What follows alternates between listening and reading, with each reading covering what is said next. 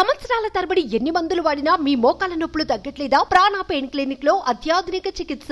ఈ ఎన్నికల్లో కడప రాజకీయం కాకరేపుతోంది. ఎందుకంటే ఇక్కడ వైఎస్ ఫ్యామిలీలోని ముఖ్యులు పోటీలో ఉన్నారు. కడప నుంచి షర్మిల కాంగ్రెస్ ఎంపీ అభ్యర్థిగా, వైసీపీ అభ్యర్థి అవినాష్ పైన పోటీ చేస్తున్నారు. ఎంపీగా అవినాష్ కు పులివెందుల్లో వచ్చే మెజార్టీ కీలకం కానుంది. దీంతో తన అన్న పోటీ చేస్తున్న పులివెందుల్లో జగన్ కు మెజార్టీ తగ్గించి తద్వారా ఎంపీ ఎన్నికల్లో ఫైట్ టైట్ చేయాలనేది షర్మిల టార్గెట్ గా పెట్టుకున్నట్టు తెలుస్తోంది.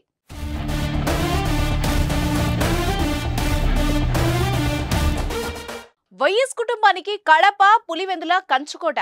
కడప నుంచి వైఎస్ఆర్, ఆ తర్వాత బైపోల్లో విజయమ్మ విజయం సాధించారు.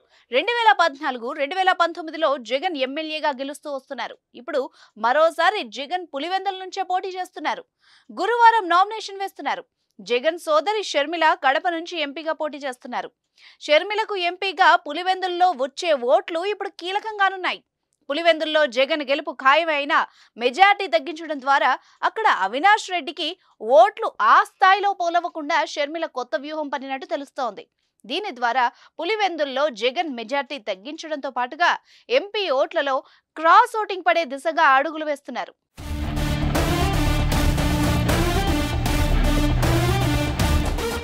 పులివెందుల్లో జగన్ పైన టీడీపీ అభ్యర్థి బీటెక్ రవి, కాంగ్రెస్ నుంచి ధృవకుమార్ రెడ్డి పోటీ చేస్తున్నారు. నియోజకవర్గంలో 2,23,453 ఓటర్లున్నారు.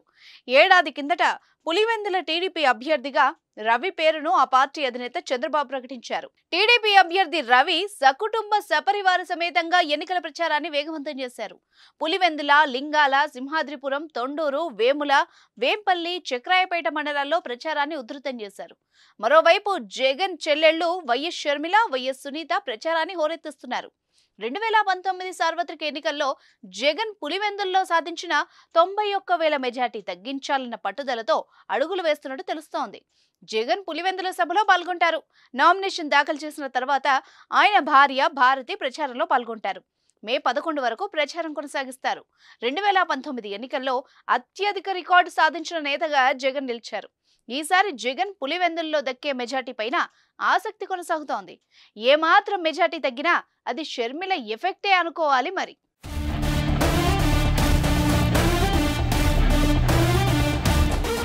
ఈసారి జగన్మోహన్ రెడ్డి అహంకారానికి పులివెందుల ప్రజలు ఏం ఆలోచిస్తున్నారంటే, మేము ఓట్లేసి గెలిపిస్తే కదా మీరు సీఎం అయినది, ఆ సీఎం అయి మా మీద ఇంత నిర్లక్ష్యము, తర్వాత ఇంత ఘోరంగా మమ్మల్ని అవమానిస్తావా, కాబట్టి నీకు బుద్ధి చెప్పే తరుణం ఆసన్నమైందని ప్రతి ఒక్క పులివెందుల ప్రజలు కూడా ఆ అవకాశం కోసం ఎదురు చూస్తూ ఉన్నారు. ఈరోజు పులివెందుల ప్రాంతం అంతా కూడా రైతాంగం మీద ఆధారపడింది. 1 ఎకరాకు అదనంగా నీళ్ళు ఇవ్వలేదు. అసలు కనీసం కరువు పరిస్థితులు ఉంటే అంతకుముందు ఇన్సూరెన్స్ అన్నా వచ్చేది, ఇన్సూరెన్స్ లేకుండా చేశాడు. తర్వాత డ్రిప్ అయితే ఇంకా ఎంత ఘోరం అంటే బిందు సేద్యం గురించి అంత ఘోరంగా వచ్చేసి జగన్మోహన్ రెడ్డి డ్రిప్ సిస్టమ్ అనేదాన్ని అదంతా కూడా మూలపడేసిన సందర్భం. సుమన్ టీవీలో మీ పర్సనల్ అండ్ బిజినెస్ ప్రమోషన్స్ కోసం కింది నెంబర్కి కాంటాక్ట్ చేయండి.